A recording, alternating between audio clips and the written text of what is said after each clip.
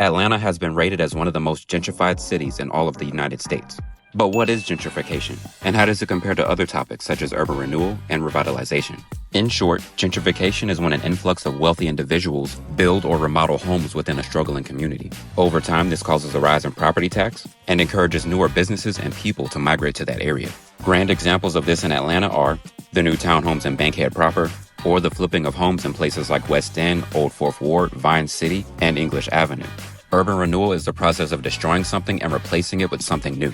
Grand examples are the myriad of Atlanta projects, the U.S. interstate highway system, and better yet, the West End Mall or any shopping mall.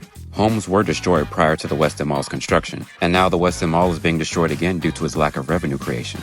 And the result of that project will probably just end up being gentrification. On the other hand, urban revitalization is the restoration of older structures within a city, and community involvement is usually at the forefront.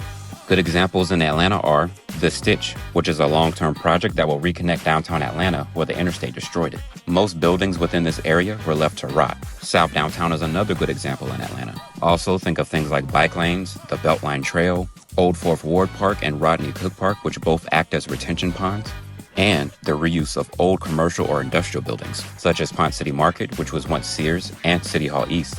And this last part I can't stress enough. West Midtown is not gentrification, it is urban infill. West Midtown was founded back in 1994, and since then the neighborhoods in that area were just zoned for heavy industrial. Now about 60 years prior, a community was raised for the industrial space, but West Midtown didn't raise that community. Racist whites did. West Midtown helped fill the urban gap between Midtown and the West Side communities. And once again, gentrification is the result of what happens after that.